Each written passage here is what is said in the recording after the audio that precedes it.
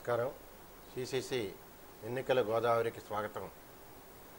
మనం ఎన్నికల క్రమంలో ప్రతిరోజు సాయంత్రం ప్రత్యక్ష ప్రసారాలు ఇచ్చుకుంటూ అనేక విషయాలు విశ్లేషించుకోవడం, ప్యానల్ స్పీకర్లతో మాట్లాడించడం జరుగుతుంది. ఇందులో భాగంగా ఈరోజు మనం వెనుకబడిన వర్గాల మేధో ప్రతినిధి శ్రీ బుడ్డి శ్రీనివాస్ గారిని ఆహ్వానించున్నాం. వారిని ముందుగా పరిచయం చేసుకుంటూ, శ్రీనివాస్ గారు మనందరికీ ముఖ్యంగా సిసిసి ప్రేక్షకులకు కూడా సుపరిచితులు. వారు వివిధ ఫోరంల్లోనూ నాయకత్వం వహిస్తూ అనేక విషయాల మీద చర్చించిన వ్యక్తి. ఇప్పుడు వెనుకబడిన వర్గాల మేధో ప్రతినిధిగా మనం ఆహ్వానించున్నాం. సరే, ఈరోజు ఆ చర్చలకు వెళ్లే ముందుగా మనం ఉద్దండులైన, నిస్వార్థపరులైన, త్యాగదనులైన వాళ్ళ గురించి రోజుకొకళ్ళ గురించి చెప్పుకుంటున్నాం. అంటే ఈ తరం వాళ్ళకి రాజకీయాలంటే ఇప్పుడున్న నాయకులే కాదు, స్వార్థపరులే కాదు, అవినీతి పరులే కాదు, కొంచెం వెనక్కి పెడితే ఒక 10-15 ఏళ్ళు, 25 ఏళ్ళు వెనక్కి పెడితే మొన్నటి వరకు కూడా త్యాగదనులు ఉన్నారు. రాజకీయ పార్టీల్లో ఎలాంటి వాళ్ళు ఉన్నారు, వాళ్ళ జీవితాలు ఎలా అర్పించారనేది తెలుసుకుంటే ఆ స్ఫూర్తి కోసం ఈ తరానికి, వచ్చే తరం లేకపోతే ఈ తరం రేపు నాయకత్వం వహిస్తే అలాంటి వాళ్ళని ఆదర్శంగా తీసుకోవాలనే ఉద్దేశంతో ఒక్కొక్కరిని పరిచయం చేసుకుంటూ వస్తున్నామండి. ఇందులో భాగంగా ఇవాళ వెనుకబడిన వర్గాల కోసం అహరహం శ్రమించిన వ్యక్తి గురించి మనం మాట్లాడుకుందాం. ఊహ తెలిసిన నాటి నుంచి ఊపిరి వదిలే వరకు కూడా ఆంధ్రదేశంలో, ఇంకా చెప్పాలి అంటే భారతదేశాన, యావత్ భారతదేశాన వెనుకబడిన తరగతుల కోసం, వారి అభ్యున్నతి కోసం, వారి సామాజిక ఆర్థిక జీవన విధానాలు మెరుగుపరచడం కోసం ఇదే లక్ష్యంగా ఉద్యమించిన ఏకైక వ్యక్తి గౌతు లచ్చన్న గారు. గౌతు లచ్చన్న అన్న వ్యక్తి పోనీ ఆయన ఏదో పెద్ద చదువుకుని పెద్ద సిటీల్లోనే ఎక్కడైనా పెరిగి 4 విషయాలు ఆకలింపు చేసుకుని వచ్చాడా అంటే అదేం లేదు. శ్రీకాకుళం జిల్లాలో ఒక మారుమూల కుగ్రామంలో, బారు అనే గ్రామంలో పుట్టాడు. చదువుకున్నవాడు కాదు, బడికి వెళ్ళరా అంటే బయట గోళికాయలు ఆడుకునే తరహా మనిషి. కానీ అలా వెడుతుంటే చిన్నతనంలో, బాల్యంలోనే ఆయనకి ఈ ఉద్యమం, స్వతంత్రోద్యమం నడుస్తున్న రోజులు. అప్పుడు యాక్చువల్గా ఆయన గీత కార్మిక కుటుంబంలో పుట్టాడు. ఒక గీత కార్మికుడికి, నిరుపేద గీత కార్మిక కుటుంబంలో పుట్టి అదే జీవనాధారంగా బతుకుతున్న తల్లిదండ్రుల దగ్గర పుట్టిన వ్యక్తి ఆయన ఈ బడిలో వెడుతూ చూశాడు ఉద్యమం సాగుతోంది. అదేంటంటే స్వతంత్ర పోరాటం అన్నారు. కళ్ళు మానండోయ్, విదేశీ వస్త్రాలు బహిష్కరించండోయ్ అనే నినాదంతో ఊరేగింపు పెడుతోంది. అది చూసి ప్రభావితులయ్యాడు. వెంటనే ఇంట్లో కళ్ళు కొండలు తీసుకొచ్చి రోడ్డు మీద కొట్టేశాడు. కట్టుకున్న బట్టలు ఇవేమిటి అని అడిగాడు. ఇవిరా బాబు అని చెప్పారు, సీమ సరుకు అని చెప్పారు. వెంటనే బట్టలు ఇప్పేశాడు, ఇంటికి వెళ్ళిపోయాడు. అది ఆయన మొదలుపెట్టిన ఉద్యమం.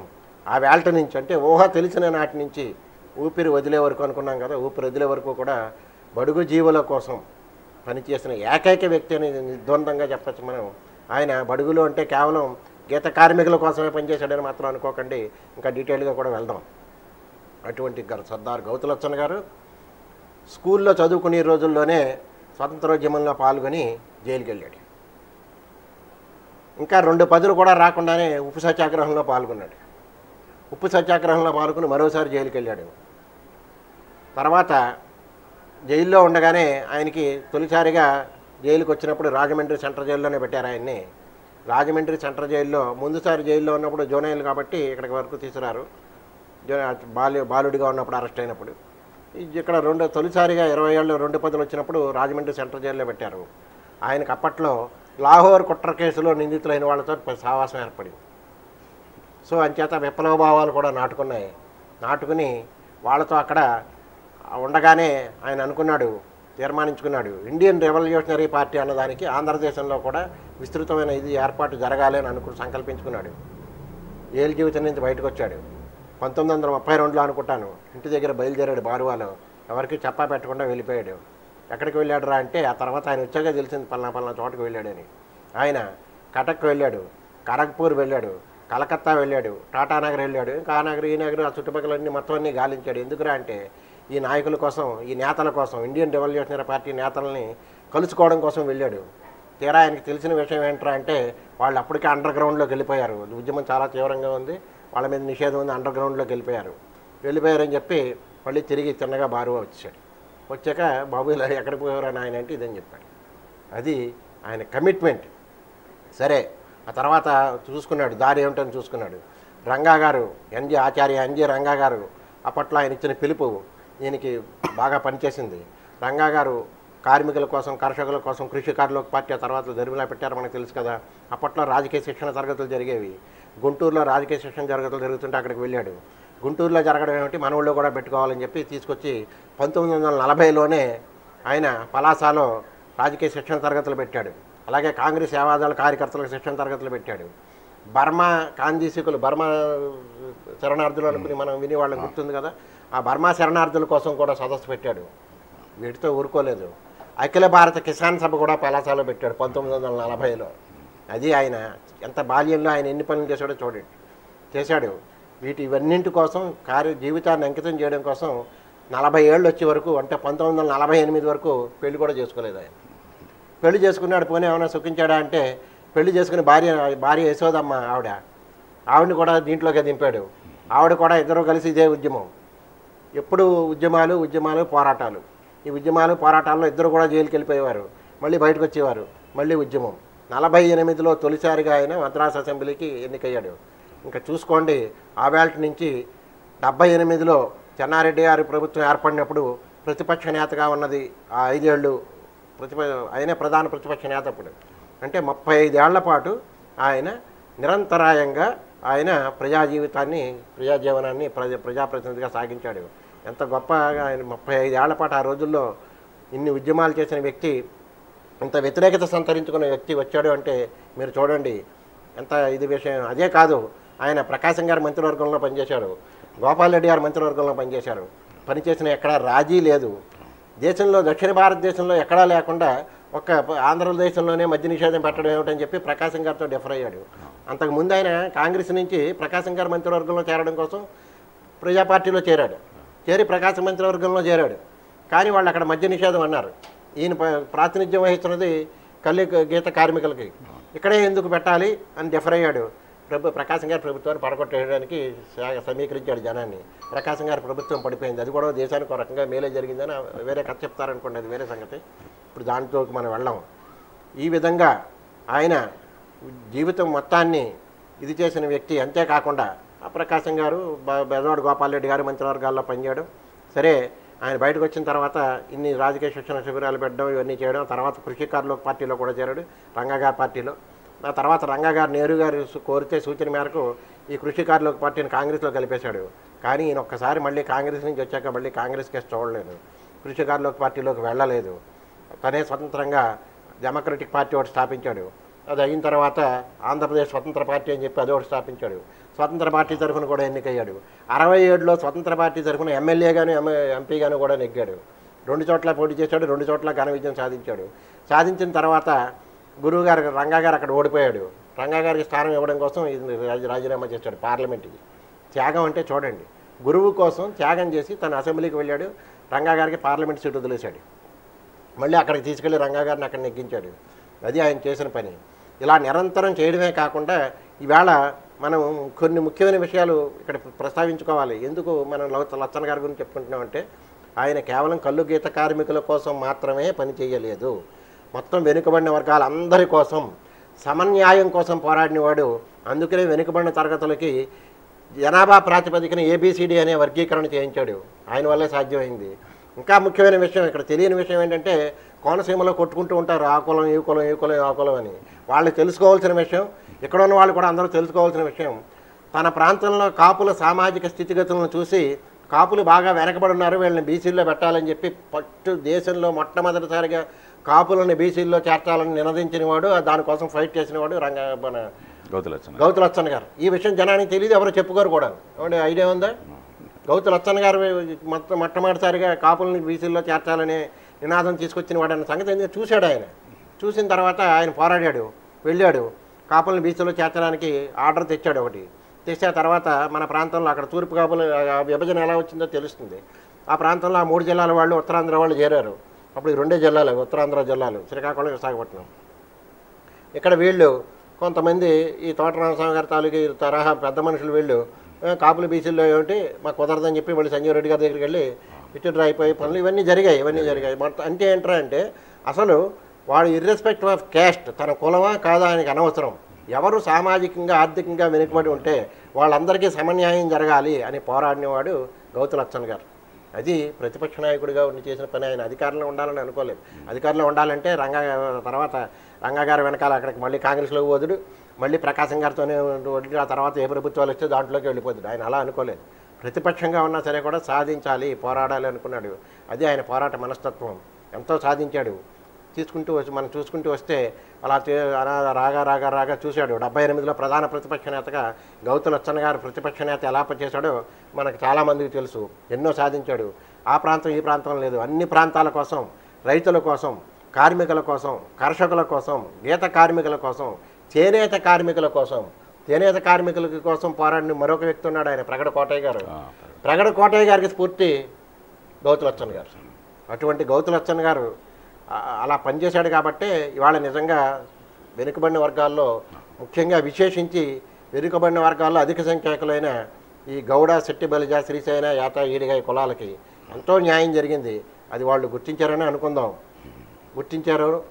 అంతేకాదు ఆయన అందరికీ కావాల్సిన వాడు. ఆయన కాపుల గురించి కూడా అలా ఎవరెవరైతే అందరి గురించి అని పోరాడాడని అనుకున్నాం.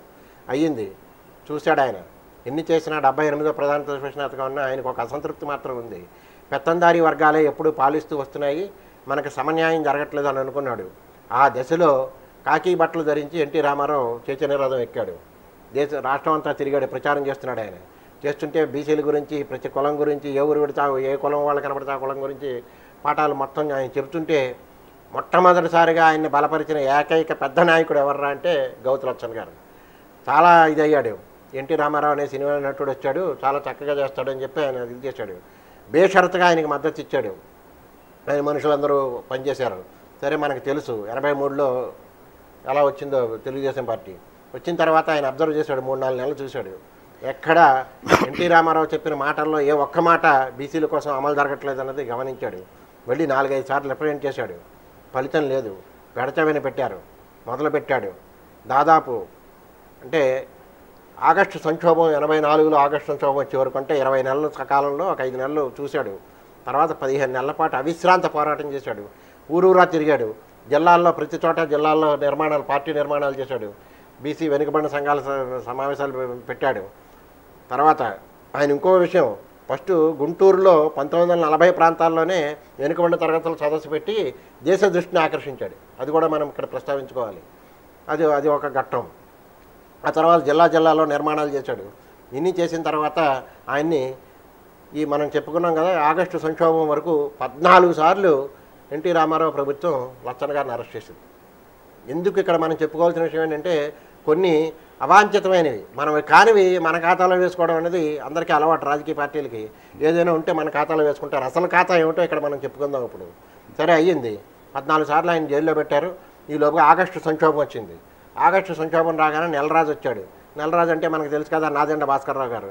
నాదెండ్ల భాస్కర్రావు గారు ఈ రోజుల కాలంలో గౌతు లచ్చన్ గారు పెట్టిన డిమాండ్స్, బీసీల సంక్షేమం కోసం ఉన్న మొత్తం ఏమేమి ఉన్నాయో చార్టర్ ఆఫ్ డిమాండ్స్ అన్నీ కూడా ఒక పెన్నుతో, ఒక సంతకంతో అన్నీ ఆమోదించేశాడు. నెలరాజు గారు దిగిపోయాడు. మళ్ళీ ఎన్టీ రామారావు ప్రభుత్వం వచ్చింది. వచ్చిన తర్వాత వెంటనే వీటిని మళ్ళీ తీసేయలేరు కదా, ఎలా వచ్చాయి అనడానికి ఇక్కడ స్పష్టంగా చెప్తున్నా. ఇవి చేసినవి అది నేను చేశానని నెలరాజు చెప్పుకోలేడు, నాదెండ్ల భాస్కర్రావు చెప్పుకోలేడు. ఆయన చెప్పుకోవడం, ఆయన చెప్తే విన్నర్ కూడా. ఎందుకంటే మీడియా కూడా అలాంటి ప్రొజెక్షన్ ఇచ్చింది.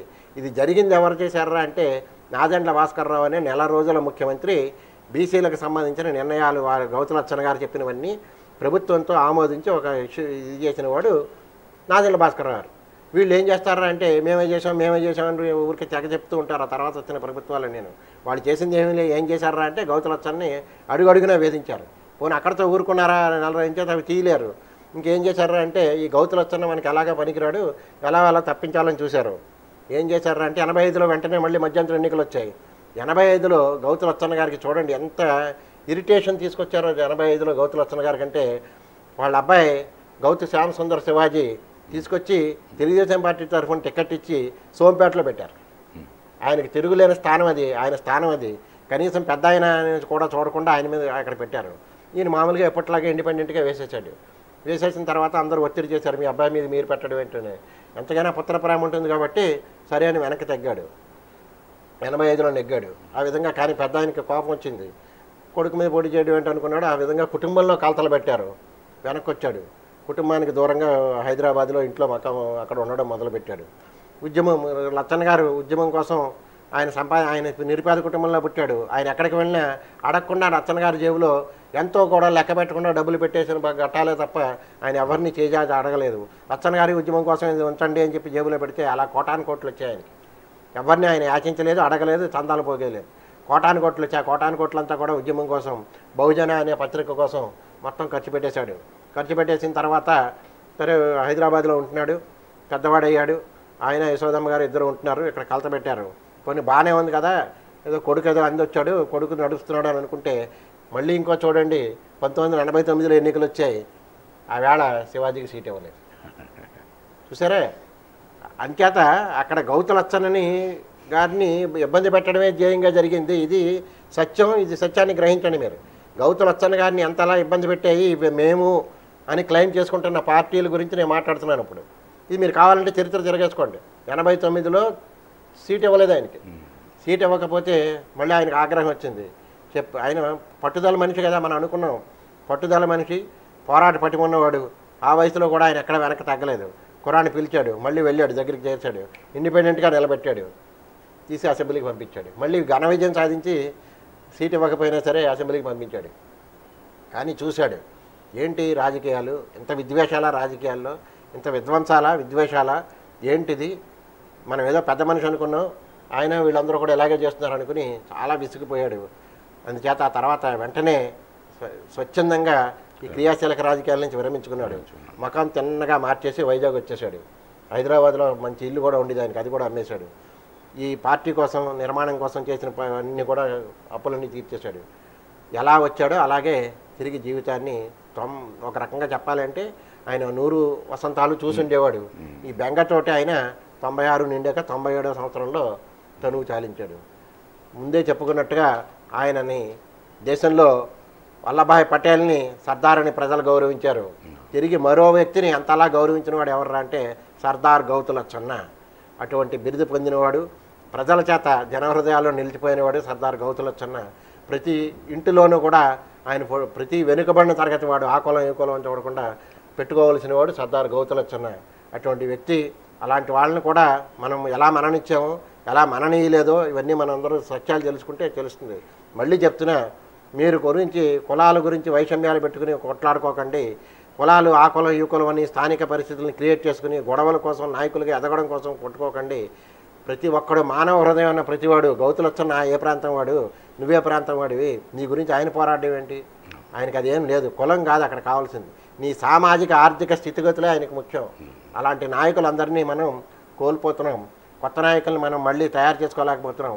కొత్త నాయకులు పుట్టడం కోసం, ఈ స్ఫూర్తి కోసం ఇలాంటి వాళ్ళ గురించి రోజుకొకళ్ళ గురించి చెప్పుకుంటున్నాం. అలాంటి గౌతు లచ్చన్న గారికి ఈ ఎన్నికల గోదావేళ మనం నివాళులు అర్పిస్తూ చర్చలోకి వద్దాం. చిన్న విరామం.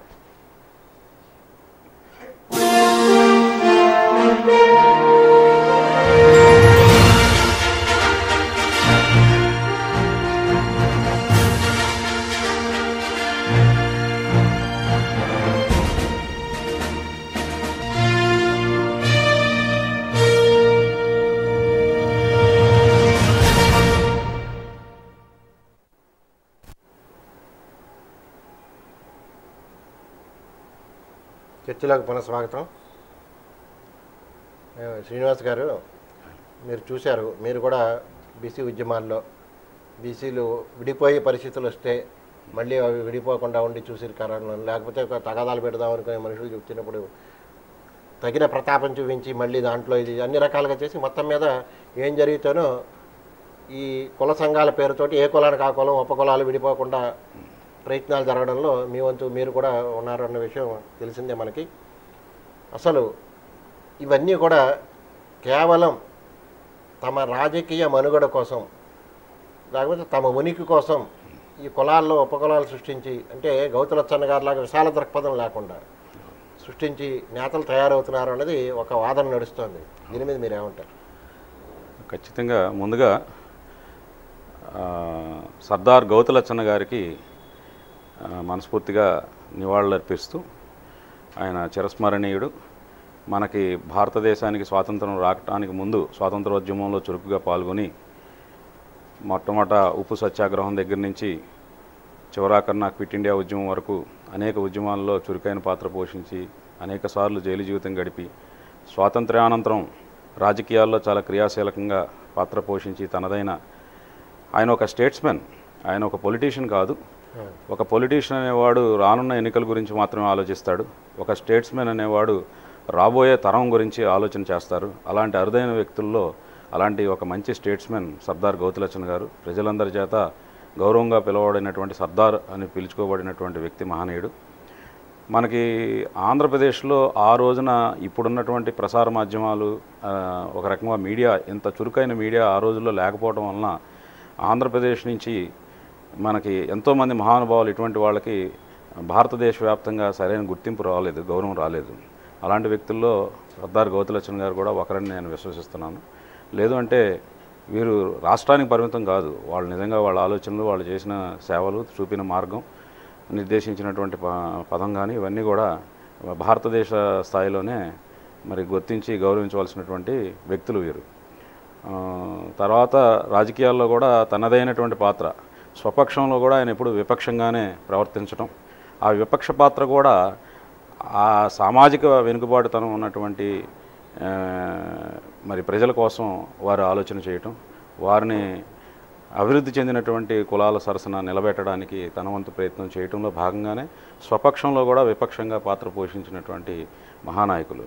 ఈ రోజున స్వపక్షంలో విపక్షం ఎక్కడ కనపట్ల. నాయకుడు కనుసన్నల్లో నాయకుడు మెప్పు కోసం భజన చేస్తూ ఆ క్రమంలో వెళ్ళే వాళ్ళే కనబడుతున్నారు తప్పించి తమ ప్రయోజనాలు సిద్ధించుకుంటూ పొందుతూ ముందుకెళ్తున్నారు తప్పించి తాము రిప్రజెంట్ చేస్తున్నటువంటి ప్రాంతానికి సంబంధించిన సమస్యలు కానీ, తాము వచ్చినటువంటి సామాజిక వర్గంలో అట్టడుగునున్నటువంటి వర్గాల యొక్క అభ్యున్నతి కోసం కానీ ఎక్కడా కూడా ఈ శాసనసభల్లో శాసనకర్తలుగా ఎన్నుకోబడినటువంటి వ్యక్తులు మరి స్పందిస్తున్నటువంటి దాఖలాలు చాలా అరుదుగా చూస్తున్నాం.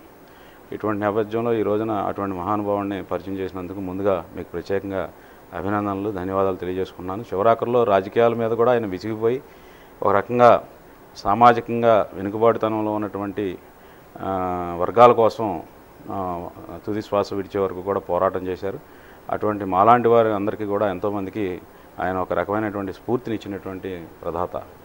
వారికి ప్రత్యేకంగా నివాళులు అర్పించుకుంటూ, ఇప్పుడు ఆ స్ఫూర్తితో నాయకులు తయారవుతున్నారా?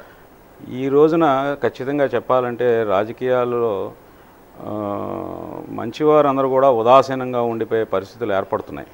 నిబద్ధత కలిగినటువంటి వ్యక్తులు, నిజాయితీ కలిగినటువంటి వ్యక్తులు ఉదాసీనంగా ఉండిపోయే పరిస్థితులు రాజకీయాల్లో చూస్తున్నాం. దీనివల్ల దేశం చాలా నష్టపోయే పరిస్థితులు కూడా భవిష్యత్తులో కనపడుతున్నాయి. ఈ వ్యవస్థలో ఇప్పుడున్నటువంటి ఈ పరిస్థితులు మారకపోతే రానున్న రోజుల్లో భవిష్యత్ తరాలు చాలా నష్టపోయే పరిస్థితులు కూడా వస్తున్నాయి. వీటన్నిటికీ కూడా కారణం రాజకీయ పార్టీలే. రాజకీయ పార్టీలు తమ యొక్క ఎన్నికలలో తమ పబ్బం గడుపుకోవడానికి ప్రజల్ని కులాల పరంగా, మతం పరంగా, ప్రాంతాల పరంగా విద్వేషాలు రగిల్చి విడదీసే కార్యక్రమాలకి శ్రీకారం చుట్టడం, ఆ ప్రాసెస్లో కొంతమంది వ్యక్తులు, స్వార్థపర వ్యక్తులు ఆయా సామాజిక వర్గాల నుంచి వాళ్ళకి ఏది లాభసాటిగా ఉంటే ఆ దిశగా వాటిని ఆ రాజకీయ పార్టీల ఆలోచన మేరకు విభజించి వాళ్ళు స్వలాభం పొందడానికి ప్రయత్నం చేసే స్వార్థపర వ్యక్తుల వలన కూడా ఈ వ్యవస్థలో ఈ రోజున ఇటువంటి పరిస్థితులు మనం చూస్తున్నాం. అనేక రకాలుగా కులాల పరంగా విడిపోవటం, కులంలో కూడా ఉపకులాల పరంగా కూడా విడిపోయే పరిస్థితులు, దుస్థితి ఈ రోజున చూస్తున్నాం. అది కాకుండా మళ్ళీ అసలు ఏదో పలానా వాళ్ళకి వ్యతిరేకంగా మన అందరినీ సంఘటన చేస్తున్నామంటూ మొదలు పెట్టడం, మళ్ళీ ఎవరికి వ్యతిరేకంగా చేస్తున్నామంటూ వాడితోనే బేరం పెట్టుకుని మళ్ళీ అక్కడికి వెళ్ళిపోవడం, ఇది కూడా మనం చూస్తున్నాం. అవునండి. ఇది అంటే ఇటువంటి వ్యక్తులని ఆయా సామాజిక వర్గాల్లో ఉన్నటువంటి విజ్ఞత కలిగినటువంటి వ్యక్తులందరూ కూడా ఖచ్చితంగా వాళ్ళని ఎండగట్టవలసినటువంటి అవసరం ఉంది, ఎక్స్పోజ్ చేయాల్సినటువంటి అవసరం ఉంది. ప్రజలు కూడా గుర్తించాలి ఎవరు నిస్వార్థంగా ఉన్నారు, ఎవరు నిజంగా సామాజిక వర్గంలో అట్టడుగున ఉన్నటువంటి వర్గాల యొక్క డిమాండ్స్ని సాధించడం కోసం నిస్వార్థంగా మాట్లాడుతున్నారు, దానికోసం ప్రయత్నం చేస్తున్నారు, కృషి చేస్తున్నారు అన్న వ్యక్తులను కూడా గుర్తించవలసినటువంటి అవసరం ఉంది.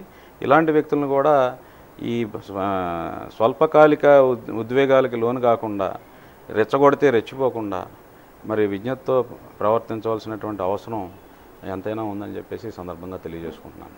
ఇప్పుడు ఇక ప్రస్తుత ఈ ఎన్నికల గోదాలోకి వస్తే ఇవాళ ఏ పార్టీ అయినా తీసుకోండి, బీసీలకు ఇచ్చిన ప్రాధాన్యం సముచితంగా ఉందని మీరు అనుకుంటున్నారు?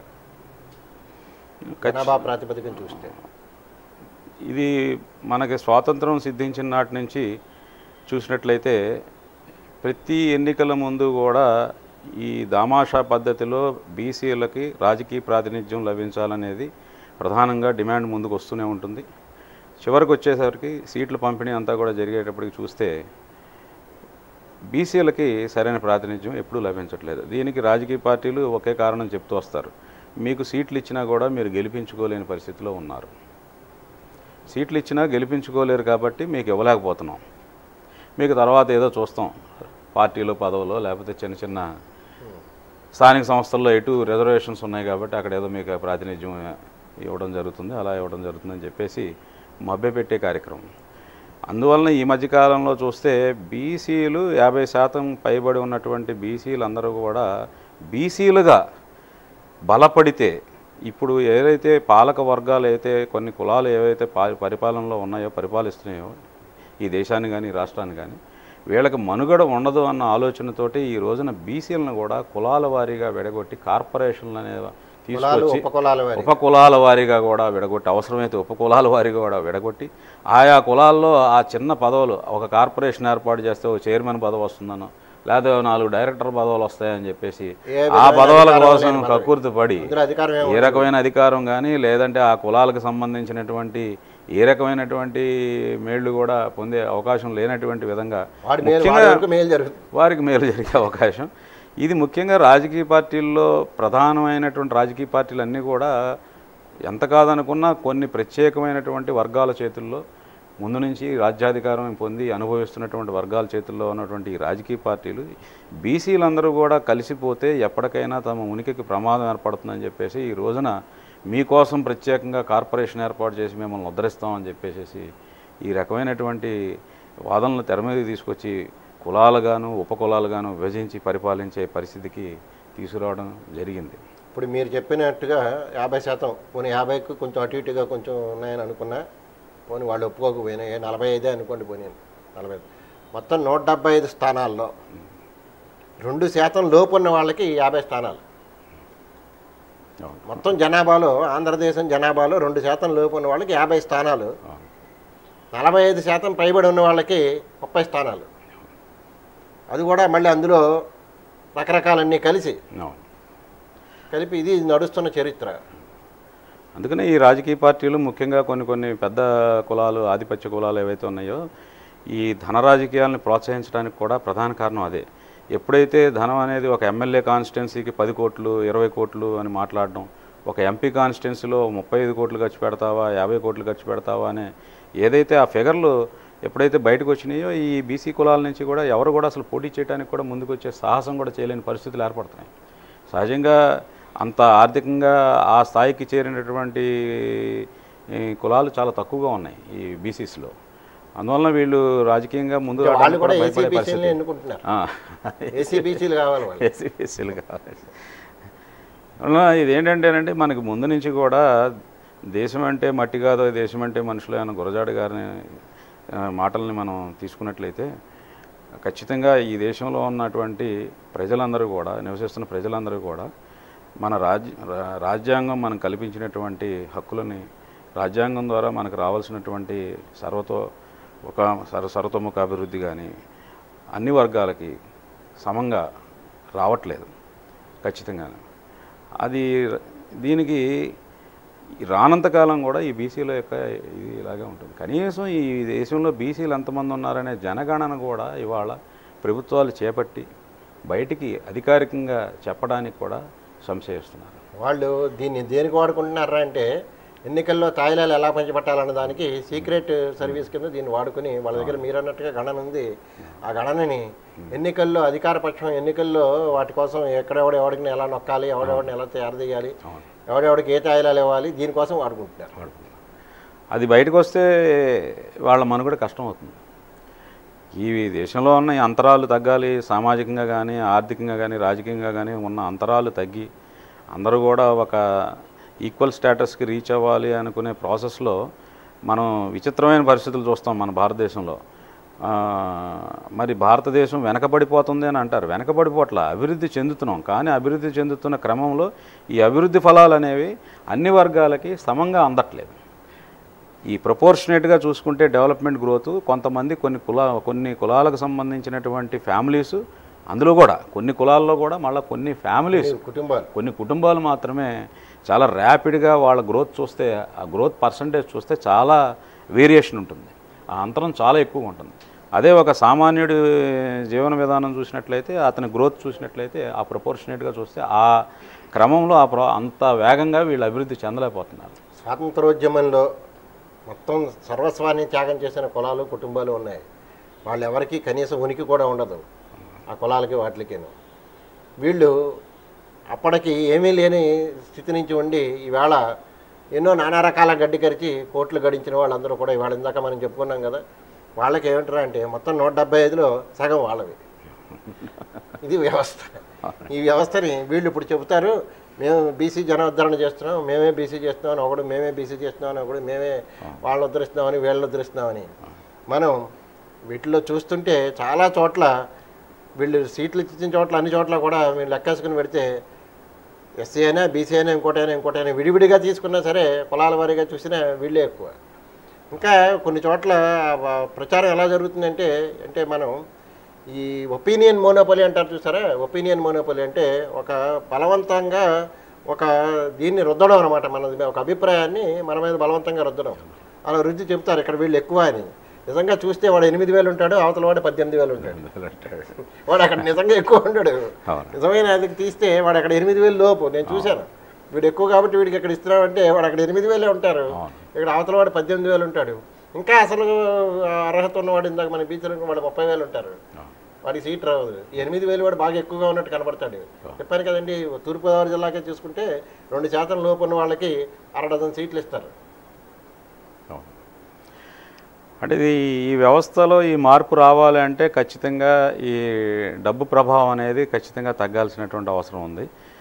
ఎటొచ్చి ఎస్సీ ఎస్టీలకు కొంతవరకు ఏంటంటే డాక్టర్ బాబాసాహెబ్ అంబేద్కర్ గారు ప్రసాదించినటువంటి రాజ్యాంగం ద్వారా చట్టసభల్లో రిజర్వేషన్ కల్పించబడడం ద్వారా కొంతవరకు ఆ జాతులకు సంబంధించినటువంటి వారి యొక్క రాజకీయపరమైనటువంటి హక్కులు, ఆర్థికంగా సామాజికంగా వాళ్ళు పూర్తి స్థాయిలో అభివృద్ధి చెందారని నేను చెప్పను. కానీ రాజకీయంగా కొంతవరకు వాళ్ళ దామాషా ప్రకారం ఆ జనాభా ప్రాతిపదిక మీద దాని మీద కూడా కాంట్రవర్సీ ఉంది. ఇంకా ఎక్కువ మంది జనాభా ఉన్నప్పటికీ కూడా ఎప్పుడో తీసినటువంటి సెన్సస్ ప్రకారం అదే పర్సంటేజ్ని కొనసాగిస్తూ వాళ్ళకి రిజర్వేషన్స్ అయితే ఉన్నాయి చట్టసభల్లో.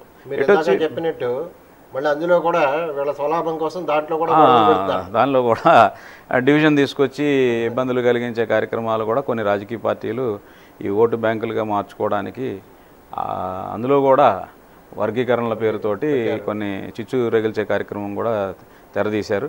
ఈ బీసీలకు మాత్రం ఓన్లీ మనకి స్థానిక సంస్థల వరకే రిజర్వేషన్స్ కల్పించబడి ఉండడం వలన స్థానికంగా కౌన్సిలర్లు, కార్పొరేటర్లు, ఏదైనా ఎంపీటీసీలు, జెడ్పీటీసీల వరకు ఈ లోకల్ బాడీస్లో మాత్రమే ప్రాతినిధ్యాన్ని పొందగలుగుతున్నారు.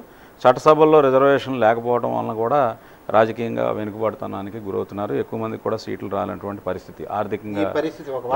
రిజర్వేషన్ ఇచ్చినా ఇవ్వకపోయినా బీసీలు తమంతట తాముగా ఇప్పుడు మీరు చట్టసభల్లో ఆల్రెడీ లోకల్ బాడీస్లోకి వచ్చారు కదా, ఈ లోకల్ బాడీస్లో వచ్చిన దాని దగ్గర నుంచి నాయకత్వ లక్షణాలు పెంపొందించుకుని స్వచ్ఛందంగా ఎదిగి ఇప్పుడు గౌతమచ్చన్ గారికి ఎవరు రిజర్వేషన్ కల్పిస్తే రాలేదు. ఆ స్థాయి ఉద్యమ స్ఫూర్తితోటి రావడానికి ఏమైనా ప్రయత్నాలు జరగాలని మీరు కోరుకుంటున్నారా? ఖచ్చితంగా జరగాలండి. అన్నీ ఇప్పుడు బీసీలలో అన్ని కులాలకు సంబంధించినటువంటి సమస్యల మీద పోరాటం చేయగలిగిన నాయకులు ఈ రోజున మనకి చూస్తే ఎక్కడా కూడా కనపట్లేదు. ఆ దిశగా ఎవరు కూడా ప్రయత్నం చేయట్లేదు. బీసీల ఐక్యత వర్ధిల్లాలి అన్న నాయకులే తమ కులాలకు వచ్చేటప్పటికి ఉపకులాల యొక్క విభజన కోరుకుంటూ మాట్లాడుతూ ఉంటారు. ఇది చాలా చిత్రమైన పరిస్థితి చూస్తున్నాం. గురించి ఇక్కడ కూడా ఇంకో ముఖ్యమైన విషయం చెప్పాలి. కార్తీక మాసంలో వన సమారాధనలు పెడుతూ ఉంటారు. ఏ కులానికి ఆ కులం, బీసీలకు సంబంధించి ఏ కులానికి ఆ కులం వన సంతర్పణ పెట్టారనుకోండి, అక్కడ విపరీతంగా ఉంటారు జనాలు. బీసీలు అందరూ కలిసి అక్కడ సమారాధన పెట్టారనుకోండి, కలవలపోతూ ఉంటుంది. ఏంటంటే రాజుగారి ఇంట్లో పెళ్లికి పాలు పొద్దున అందరూ నీళ్ళు వేసారు అన్నట్టుగా ఉంటుంది అనమాట. దీనికి ప్రధాన కారణం ఏంటంటే సార్, ఈ ఏదైతే సోకాళ్ళు అప్పర్ క్యాస్ట్ రూల్డ్ పార్టీస్ ఉన్నాయో వీళ్ళు ఈ బీసీల మధ్య ఈ కులాల ద్వారా విభజన తీసుకురావడం చాలా తేలికైపోయిందండి వాళ్ళ పని ఎప్పుడు కూడా. సపోజ్ ఎవరన్నా ఒక వ్యక్తి ఈ బీసీలకి తిరుగులేని నాయకుడిగా ఎదుగుతున్నట్లయితే ఈ ప్రతి మనిషి బై డిఫాల్ట్ ఏదో కులంలో పుడతాడు. అది భగవంతుడు ద్వారా జరిగే ప్రక్రియ. మనకి ప్రమేయం లేకుండా మనకి ఒక కులం ఆపాదించబడుతుంది. మనం కులంలో పుట్టం. ప్రతి మనిషి ఏదో కులంలో పుట్టాల్సిందే. పుట్టుక ద్వారా ఒక కులం ఆపాదించబడుతుంది. ఆడికి ఆ కులం ఉంటుంది కాబట్టి మీ బీసీలందరికీ ఆ కులంలో ఉన్నవాడే మీకు నాయకుడా, మీ కులంలో ఎవరు కూడా మీకు నాయకుడు లేడా, ఈ బీసీలందరినీ లీడ్ చేయగలిగిన నాయకుడు లేడా అని ఒక్క మాట ఒక్క విషపు బీజం వేస్తే వెంటనే వీళ్ళందరూ ఆడి మీద తిరుగుబాటు చేసే పరిస్థితి. ఈ పరిస్థితులు మారాలంటే రాజకీయ చైతన్యం పెరగాలి బీసీలలో. ముఖ్యంగా ఎడ్యుకేషన్ పరంగా కూడా. ఎడ్యుకేషన్ అంటే ఏదో చదువుతున్నారు, విజ్ఞతతో కూడినటువంటి ప్రపంచీకరణలో జరుగుతున్న మార్పుల్ని ఆకలింపు చేసుకుని మిగతా కులాలు ఏ రకంగా అభివృద్ధి చెందుతున్నారు, అన్ని వనరుల్ని ఎలా చేతబుచ్చుకుంటున్నారు, చిక్కించుకుంటున్నారు, వ్యవస్థలన్నింటిలోనూ ఎలా చొరబడి ఉన్నారు, మనం కూడా ఇలా ఎదగాలంటే ఈ ఐకమత్యం ఉంటేనే సాధ్యపడుతుంది అన్న ఆలోచనకి, ఆ స్థాయికి మానసిక స్థితి చేరగలిగే పరిస్థితి, అలాంటి స్థితికి చేర్చగలిగిన నాయకత్వాలు కూడా రాగలిగిన రోజునే వీళ్ళు దాన్ని రీచ్ అవ్వగలుగుతారు. చాలా మంచి విషయాలు చెప్పారు. దీంతో పాటు ఇంకొక విషయం కూడా జోడించాలి. ఇక్కడ బీసీలో లేకపోతే ఆ కులాలో ఈ కులాలో అని కాకుండా మనం అనుకున్నాం కదా, ఒపీనియన్ మోనోపోలీ అనేది ఒకటి తయారైంది ఈ దేశంలో. ముఖ్యంగా మన రాష్ట్రంలో ఆంధ్రదేశంలో మరీ ఎక్కువగా ఉంది ఇది. ఒపీనియన్ మోనోపోలీ అంటే వాళ్ళందరూ కొత్తగా తయారయ్యి ఏదో ఒక బలమైన ఒపీనియన్ని అదే నిజమనే నమ్మేలాగా మన మీద రుద్దుతూ ఉంటారు అన్నమాట. ఆ రుద్దడంలో భాగంగా ఇప్పుడు వీరన్నట్టుగా కులాల్లోనే కాదు, ఇప్పుడు పాత్రికేయుల్లో కూడా పూర్వం దేశవ్యాప్తంగా ఒకే సంఘం ఉండేది, ఒకటి రెండోది ఇన్యాక్టివ్గా ఒకటి ఉండేది. ఇవాళ పాత్రికేయుల్లో కూడా ప్రాంతాల వారీగా, కులాల వారీగా, ఉపకులాల వారీగా మళ్ళీ అన్ని సంఘాలు పెట్టేశారు నాయకులు. ఈ నాయకులు ఆ పనులు కూడా చేసి రోజు వీళ్ళు కూడా ఈ మధ్య కూడా చూశాను, ఇంకో కొత్త సంఘం కూడా తయారైంది. అది కూడా రాష్ట్ర ప్రభుత్వాధినేత పేరు మీద తయారైంది. దానికి ఏదో పేరు పెట్టారు, నారా అని వస్తుంది. National active reporters association Nara, కొత్తగా పుట్టుకొచ్చింది మొన్న ఎన్నికల ముందు.